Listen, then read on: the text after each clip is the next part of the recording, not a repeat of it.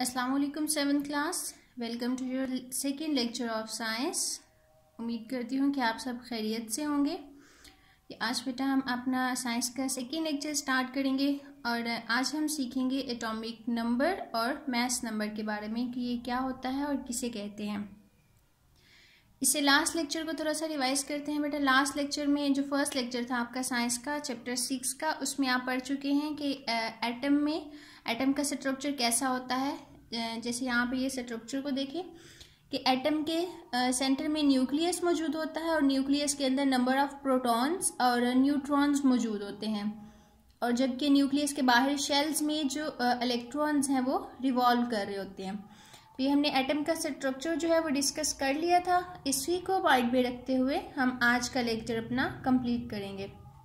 चलिए स्टार्ट करते हैं। फर्स्ट ऑफ ऑल है एटॉमिक नंबर। एटॉमिक नंबर हम डिस्कस करेंगे क्या होता है। तो बेटा न्यूक्लियस के अंदर, एटम के न्यूक्लियस के अंदर जो नंबर ऑफ प्रोटॉन्स मौजूद होते हैं उसको हम एटॉमिक नंबर कहते हैं।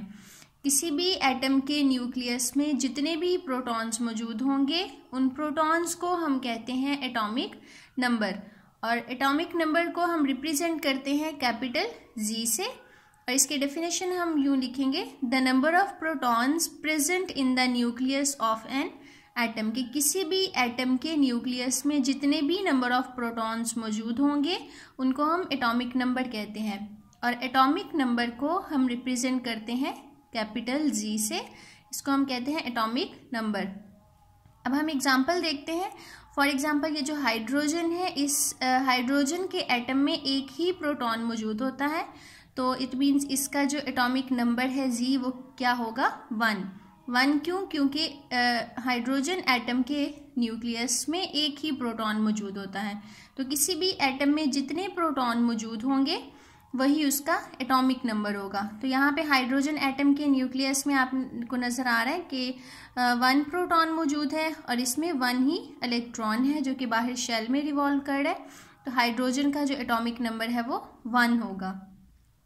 इसी तरह कार्बन एटम है, तो कार्बन में बेटा इसके न्यूक्लियस में 6 प्रोटॉन्स मौजूद होते हैं, तो इसका जो एटॉमिक नंबर है कार्बन का वो भी क्या होगा, 6।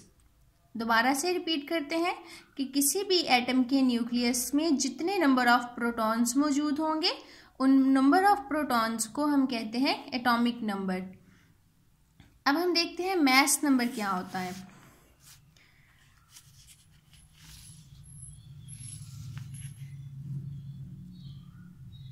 ओके, ये भी हम प्रीवियस लेक्चर में डिस्कस कर चुके थे बेटा कि किसी भी एटम के अंदर जितने नंबर ऑफ प्रोटॉन्स होंगे उतने ही उसमें इलेक्ट्रॉन्स होते हैं। बस इनमें डिफरेंस क्या है कि प्रोटॉन्स जो हैं वो न्यूक्लियस के अंदर मौजूद होते हैं और जो इलेक्ट्रॉन्स हैं वो बाहर शेल्स में न्यूक्लियस से बाहर रिवॉल्व कर रहे होते हैं। अब हम देखेंगे कि मास नंबर क्या होता है। तो बेटा मास नंबर हम कहते हैं न्यूक्लियस के अंदर, यहाँ पे आप देखें न्यूक्लियस के अंदर प्रोटॉन्स मौजूद हैं और न्यूट्रॉन्स मौजूद हैं, जबकि इलेक्ट्रॉन्स बाहर शेल्स में रिवॉल्व कर रहे हैं। तो जब हम सिर्फ प्रोटॉन्स की बात करेंगे, नंबर ऑफ प्रोटॉन्स की, तो उसको हम एटॉमिक नंबर कहते हैं। लेकिन जब हम प्रोटॉन्स को भी और नंबर ऑफ न्यूट्रॉन्स को भी सम कर देंगे, इनको ऐड कर देंगे, तो इसको हम कहते हैं मास नंबर। तो इसकी हम डेफिनेशन इस तरह से राइट करेंगे, the sum of protons and neutrons present in the nucleus of an atom. कि किसी भी एटम के न्यूक्लियस में जो नंबर ऑफ प्रोटॉन्स और न्यूट्रॉन्स मौजूद हैं उन दोनों को सम कर दिया जाए तो वो उसको हम मास नंबर कहते हैं, और मास नंबर को रिप्रेजेंट किया जाता है कैपिटल ए से। और इसका फॉर्मूला है, कैपिटल फॉर्मूला हम इस तरह से राइट करेंगे मास नंबर का, mass number mean capital A is equal to number of protons plus number of neutrons. कि किसी भी एटम के न्यूक्लियस में जितने भी नंबर ऑफ प्रोटॉन्स और नंबर ऑफ न्यूट्रॉन्स मौजूद हैं उन दोनों को प्लस कर देंगे तो हमारे पास किसके इक्वल आ जाएगा, मास नंबर के। तो ये बेटा आपके नॉलेज के लिए है कि किसी भी एटम के जो एलिमेंट होता है उसमें मास नंबर और एटॉमिक नंबर को हम कहाँ पे कैसे जाहिर करते हैं। तो ये इस तरह से आपने राइट करना है, जैसे x कोई भी एलिमेंट है, z से हम एटॉमिक नंबर को रिप्रेजेंट करते हैं, यानी एलिमेंट के लेफ्ट लोअर साइड पे हमने राइट करना है एटॉमिक नंबर जो हम z से रिप्रेजेंट करते हैं, और अपर कॉर्नर पे हम लिखेंगे मास नंबर जिसे हम ए से रिप्रेजेंट करते हैं। यहाँ पे आपकी एग्जांपल्स भी राइट की हैं मैंने। यहाँ पे फॉर एग्जांपल हाइड्रोजन में एक ही प्रोटॉन है, तो लोअर कॉर्नर पे हम 1 लिखेंगे क्योंकि इसमें एक प्रोटॉन है, तो एटॉमिक नंबर यहाँ पे राइट करेंगे। और जो अपर कॉर्नर है वहाँ पे हम एटॉमिक मास राइट करेंगे, मास नंबर। और हाइड्रोजन का जो मास है वो भी 1 ही होता है। इसी तरह कार्बन का जो एटॉमिक नंबर है वो 6 है, इसमें नंबर ऑफ प्रोटॉन 6 होते हैं, उसको हम लोअर कॉर्नर पे राइट करेंगे। और जो इसका मास नंबर है वो 12 होता है और इसे हम अपर कॉर्नर पे राइट करेंगे। अब हम इसके कुछ एग्जांपल्स डिस्कस करते हैं। पहले हम देखते हैं कार्बन एटम की एग्जांपल और फिर हम डिस्कस करेंगे ऑक्सीजन। कार्बन एटम में बेटा इसका एटॉमिक नंबर 6 है, तो इसकी वैल्यू जी की वैल्यू 6 होगी एटॉमिक नंबर।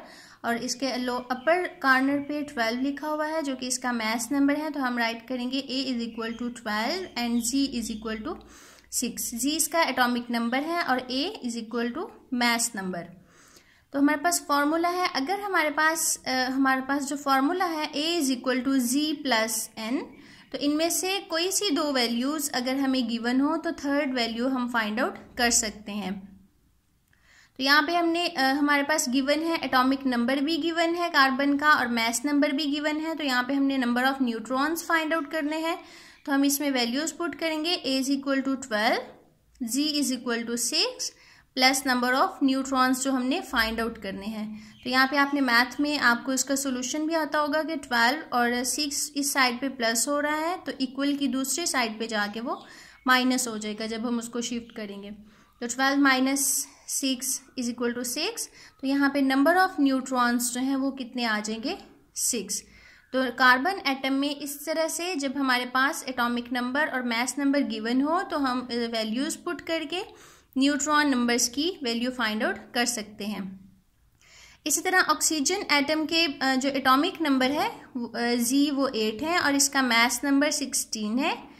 तो इसमें भी वैल्यूज हम इस तरह से पुट करेंगे, A is equal to G plus N, A is equal to 16, G हमारे पास एटॉमिक नंबर 8 है और न्यूट्रॉन नंबर हमने फाइंड आउट करने हैं। तो ये भी हम इसी तरह से सॉल्व करेंगे, 16 minus 8 is equal to n। तो नंबर ऑफ न्यूट्रॉन्स जो हैं ऑक्सीजन एटम में वो हमारे पास कितने आ जाएंगे, 8। अब आपकी बुक में जो बुक पेज 58 पे आपकी एक्सरसाइज है एक्सटेंड योर थिंकिंग। इसमें आपकी क्वेश्चन है कि टंगस्टन मेटल है, उसके आपने फाइंड आउट करना है, उसका एटॉमिक नंबर फाइंड आउट करना है और उसमें number of electrons find out करने हैं।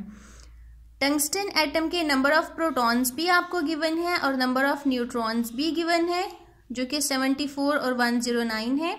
इसका हमने एटॉमिक नंबर और number of electrons find out करना है। तो बेटा आपको पता है कि एटॉमिक नंबर हम किसे कहते हैं कि किसी भी एटम के न्यूक्लियस में जितने नंबर ऑफ प्रोटॉन्स होंगे वही उसका एटॉमिक नंबर होगा। तो इसके टंगस्टन एटम जो है इसके न्यूक्लियस में कितने नंबर ऑफ प्रोटॉन्स मौजूद हैं, 74। तो इसको हम G इज इक्वल टू 74 लिखेंगे। इस तरह से हम राइट करेंगे atomic number is equal to number of protons, और कितने नंबर ऑफ प्रोटॉन्स हैं टंगस्टन एटम में, 74। तो यही इसका आंसर होगा एटॉमिक नंबर का। तो नेक्स्ट में हमने number of electrons find out करने हैं। तो ये भी बेटा हम डिस्कस कर चुके हैं कि किसी भी एटम के न्यूक्लियस में जितने नंबर ऑफ प्रोटॉन्स होते हैं उतने ही नंबर ऑफ इलेक्ट्रॉन्स होते हैं। तो इसके नंबर ऑफ इलेक्ट्रॉन्स जो हैं वो भी कितने होंगे, 74, क्योंकि नंबर ऑफ प्रोटॉन्स अगर 74 हैं तो नंबर ऑफ इलेक्ट्रॉन्स भी 74 होंगे। अब हम नेक्स्ट एक्टिविटी 6.1 डिस्कस करेंगे। एक्टिविटी में बेटा आपने फाइंड आउट करना है, सोडियम एटम आपको गिवन है, इसमें नंबर ऑफ प्रोटॉन्स भी गिवन है और मास नंबर भी गिवन है। इसमें हमने फाइंड आउट करना है number of protons, number of electrons and number of neutrons find out करने हैं। तो नंबर ऑफ इलेक्ट्रॉन्स और प्रोटॉन्स तो हम इस एटम को देख के ही बता सकते हैं क्योंकि इसका जो एटॉमिक नंबर है वही इसका नंबर ऑफ प्रोटॉन्स होंगे। तो इसका एटॉमिक नंबर 11 है, तो नंबर ऑफ प्रोटॉन्स भी कितने होंगे, 11। तो ये भी हमें पता है कि किसी भी एटम के जितने नंबर ऑफ उसमें प्रोटॉन्स होते हैं उतने ही उसमें नंबर ऑफ इलेक्ट्रॉन्स होते हैं। तो नंबर ऑफ इलेक्ट्रॉन्स भी कितने होंगे फिर, 11। अब एक क्वेश्चन जो हमारा रह जाता है वो हमने फाइंड आउट करना है नंबर ऑफ न्यूट्रॉन्स। तो number of neutrons find out करने के लिए हम इसका फॉर्मूला राइट करेंगे। तो इसका फॉर्मूला है A is equal to G plus N। इसमें एटॉमिक मास भी हमें गिवन है। इस एटम के अंदर आप देख सकते हैं कि ऊपर जो अपर कॉर्नर है लेफ्ट साइड पे उसमें एटॉमिक मास गिवन होता है 23 एंड जो लोअर कॉर्नर है उसमें एटॉमिक नंबर राइट होता है। तो इसका एटॉमिक मास है A is equal to 23, atomic number 11 और न्यूट्रॉन नंबर हमने फाइंड आउट करना है। तो 23 माइनस 11 इक्वल के इस साइड पे माइनस हो जाएगा और 23 माइनस 11 इज इक्वल टू 12। तो सोडियम एटम में नंबर ऑफ न्यूट्रॉन्स जो हैं वो कितने होंगे 12। इस तरह से बेटा अगर इस फॉर्मूले में से कोई सी दो वैल्यू हमें गिवन हो तो हम थर्ड वैल्यू फाइंड आउट कर सकते हैं। अगर आपको नंबर ऑफ प्रोटॉन्स दिए गए हों या फिर और नंबर ऑफ न्यूट्रॉन्स दिए गए हों तो इन दोनों को प्लस करके हम मास नंबर फाइंड आउट कर सकते हैं। आज का लेक्चर आपका यहाँ तक कंप्लीट है। ये जो एक्सरसाइज और एक्टिविटी है ये आपने दोबारा से प्रैक्टिस करनी है, सॉल्व करनी है और एटॉमिक नंबर और मास नंबर को लर्न करके उसको राइट करना है नोटबुक के ऊपर। थैंक यू, अल्लाह हाफिज़।